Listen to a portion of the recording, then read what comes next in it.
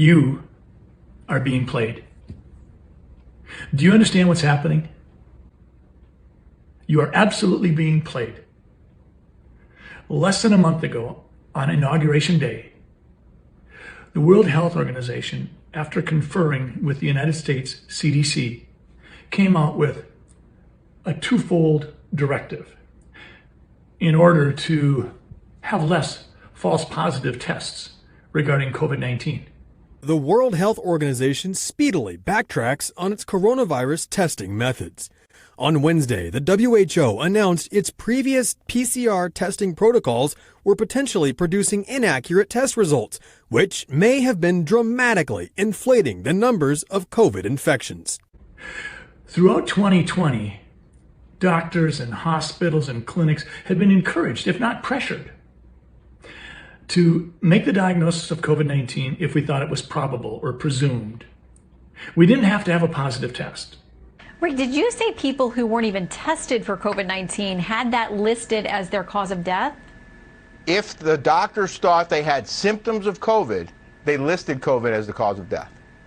And the symptoms were extremely broad-based. Cough, low-grade fever, shortness of breath. We see that a lot with colds, with allergy seasons, certainly with influenza.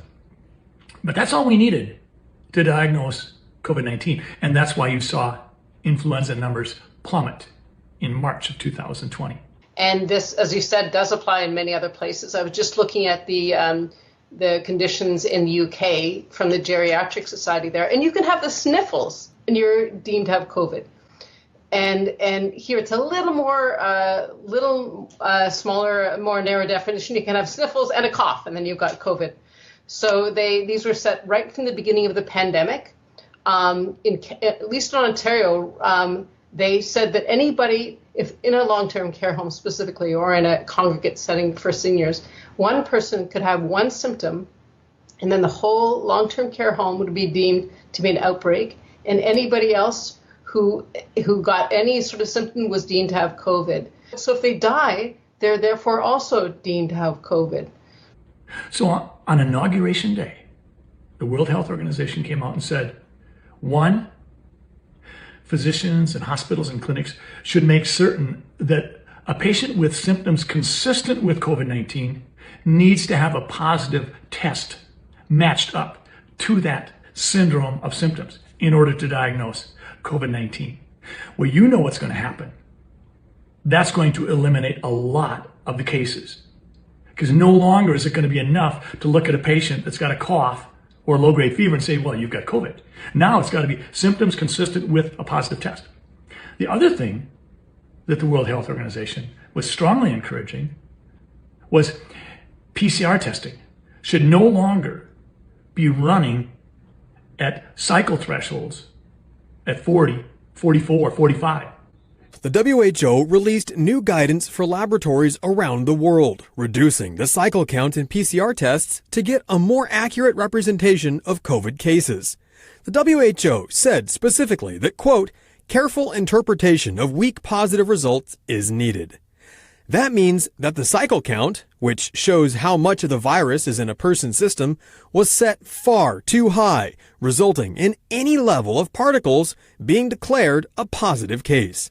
It should be reduced into the realm of what we normally would use, understanding that PCR was never created to diagnose a viral disease, but we've been using it to diagnose COVID-19, and we've been abusing it because we've been running the cycle so many times that in some studies, it was projected that possibly 85% of the positive PCR tests were false positives, such that 1,000 people being told that they have COVID-19, it was likely that less than 200 of them actually had COVID-19.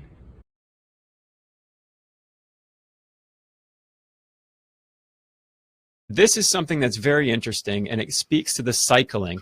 And this is directly from the paper. We've talked about the cycling. They go right in. This is probably the most concise description I've ever seen. And they say about the cycling, if someone is tested by PCR as positive When a threshold of 35 cycles or higher is used, as is the case in most laboratories in Europe and the US, the probability that said person is actually infected is less than 3%. Whoa. The probability that said result is false positive is 97%. And that's the PCR test that's being used really everywhere throughout the world. This is what's driving the lockdown, right? I just saw, California, you're not allowed out of your house. You can't get in a car. You can't get on a bicycle. You can't do anything because the PCR tests are showing that there's this dramatic increase in cases. Some breaking news now. In the UK has recorded almost 3,000 new cases of coronavirus.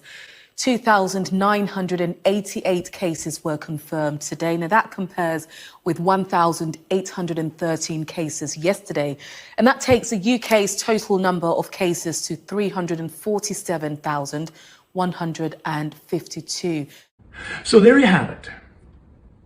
Two things happened on Inauguration Day that were virtually guaranteed to lower the number of cases of COVID-19.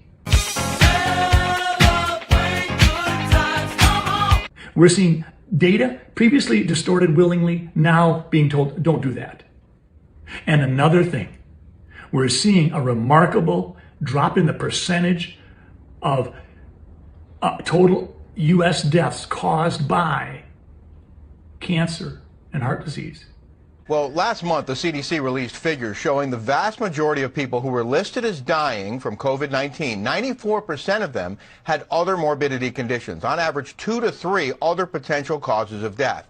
Now we have numbers from Milwaukee County that may be even more startling. As of this past Sunday, 410 out of the 422 deaths there attributed to COVID-19 occurred in patients with other underlying potentially deadly health conditions. A remarkable drop in the percentage of total U.S. deaths caused by cancer and heart disease. I wonder why. Do you think we found the cure to cancer and heart disease? 97% suffering from diabetes, heart disease, leukemia, colon and prostate cancer, and more. Most had 2 to 3 conditions. Some had 5 or 6 serious illnesses, but all of them were listed as COVID-19 deaths. You're being played. Have a good day.